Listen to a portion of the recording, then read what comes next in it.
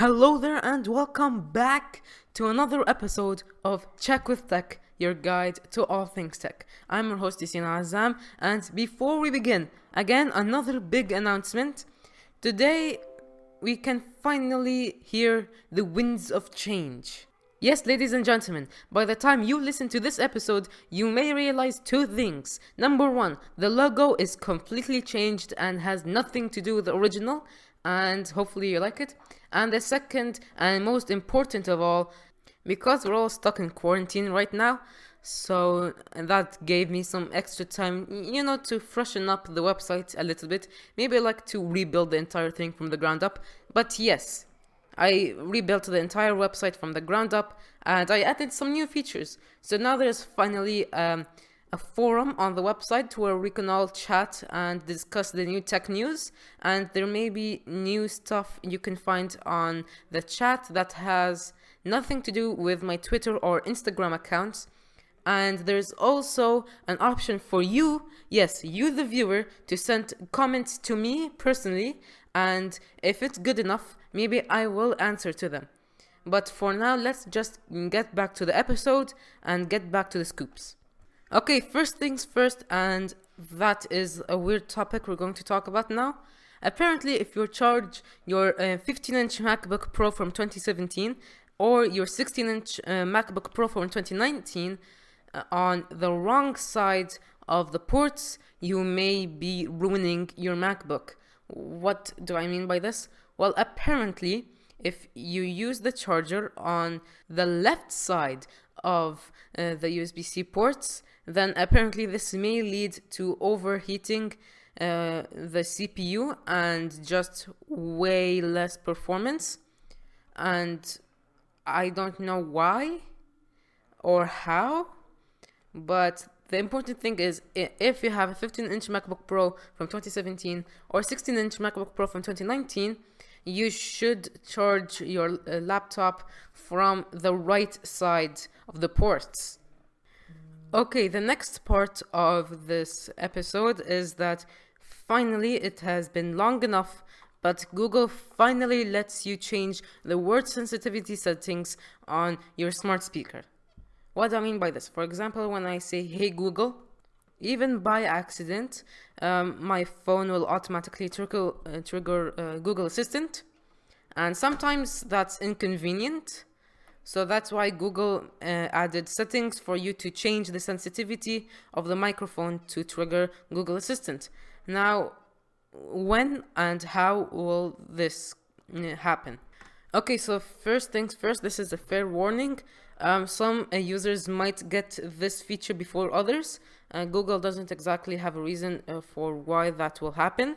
But just make sure that your app is updated and check if you have that setting available. If you don't, then you have to wait a little bit longer. Okay, so first you have to open the Google Home app and you have to make sure that your smart speaker is connected.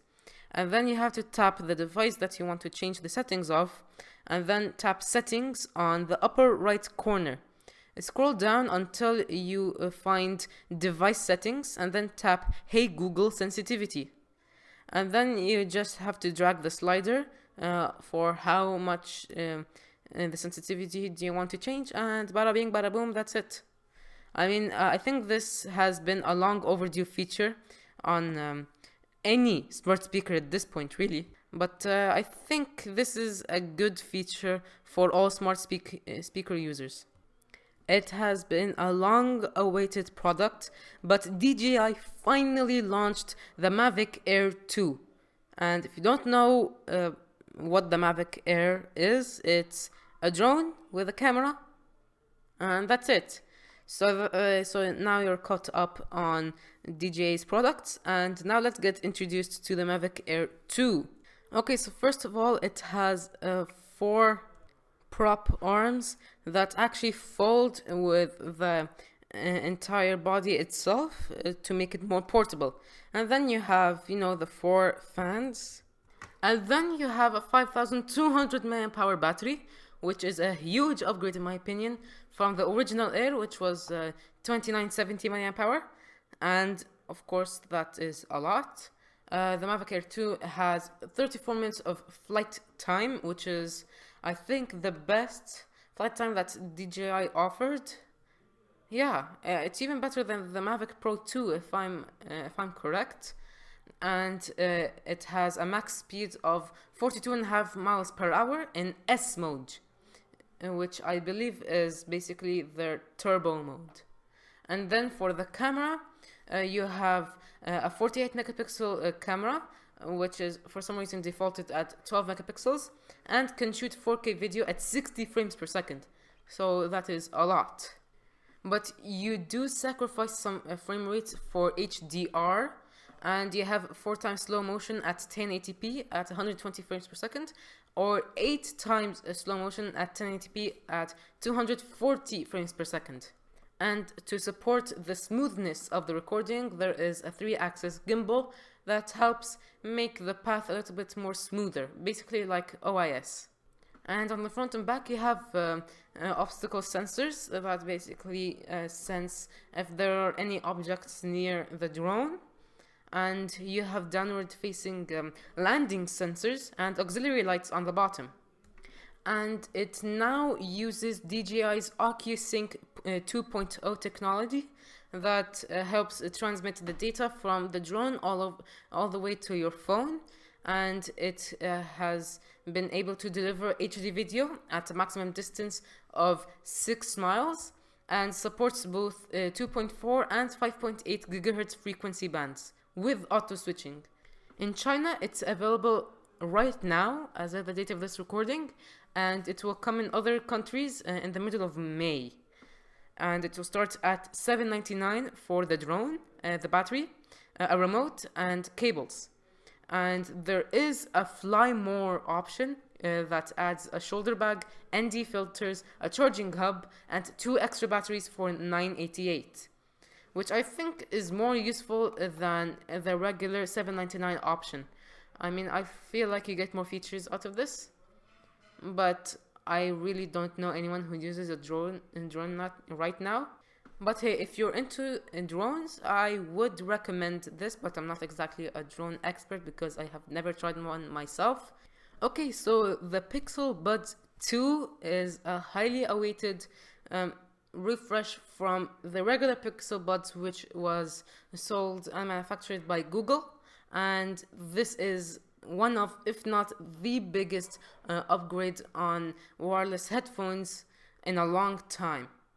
So if you don't remember the Pixel Buds, it was an over-the-neck wireless headphones that was really uncomfortable. I mean, you had to have excellent muscle memory to know how to put the headphones back into the case without researching on Google. But now with the Pixel Buds 2, you have a fully wireless experience, and let's talk about it. So it comes in 4 colors: white, almost black, quite mint, and also orange, which was the same color from the Pixel 4. It has a 5-hour battery life on a single charge with 24 hours with the charging case. And of course, you have the standards for connectivity, Bluetooth 5. It starts at $179, and until the couple of months, you only have one color, which is white. Yes, the other colors, almost black, quite mint, and also orange, are set to release in the coming months. I mean, they are small. I mean, they are really small. And that's a good thing, because this naturally feels more natural in your ear, and there's an arc on the top that helps it secure the earbuds inside your ear. But yeah, it looks fantastic and it's comfortable, but not for long-term use. The arc does get a little irritated in your ear, but other than that, it's great. And it has all the normal features you expect from a Google wireless earbuds. You have Google Assistant, you have the voice translation thing from the regular Pixel Buds, and a really cool feature of this is that it's I think it's the only pair of wireless earbuds that supports adaptive sound. Basically, what that is that it analyzes the sound from your surroundings, and it determines the volume of your music or your calls. And that is really useful because sometimes it does get pretty annoying whenever I'm playing music and I suddenly realize that the noise is too much on my surroundings, so I have to, take out my phone and try to open it without hassle. Yeah, it's a mess. So actually, adaptive sound is really useful if it works. And now, ladies and gentlemen, we get to the final part of every episode from now on, which I like to call the tiny topics. Yes, this is going to be a regular thing, the tiny topics. Bear in mind, when I say tiny topics, it does not mean that they're not significant. It just means that there's not a whole lot of info to talk about it. The Google Stadia controller can finally capture screenshot and clips on Android. Yes, on Android. Speaking of Stadia, the OnePlus 8 and the OnePlus 8 Pro now supports Google Stadia. Congratulations to TikTok for topping 2 billion downloads. That is really impressive. There are rumors saying that Samsung is building a new phone with a pop-up camera, which in my opinion is a little late to the party. Huawei has a replacement or an alternative to Google Maps called HERE WeGo. Discord's very famous feature, which is mobile voice overlay, is no longer a Samsung Galaxy exclusive. So if you do have Discord but not a Samsung device, you can finally use the mobile voice overlay. Windows 10 now supports ads for Microsoft Edge in its search box. Too far? Is it too far? Well, to answer that, you have to go to my Twitter or Instagram and answer that poll. And USB 4 will fully support DisplayPort 2, which includes 8K HDR monitors, which is absolutely insane. And that concludes this week's summary of everything that happened. Thank you guys so much for listening to this episode. I hope you enjoyed it. Please make sure to listen to the other episodes, and please visit the website and tell me if you guys liked the new changes or not. And don't be afraid to leave a review on Apple Podcasts. As always, this is Yaseen Azzam signing out. See you next weekend.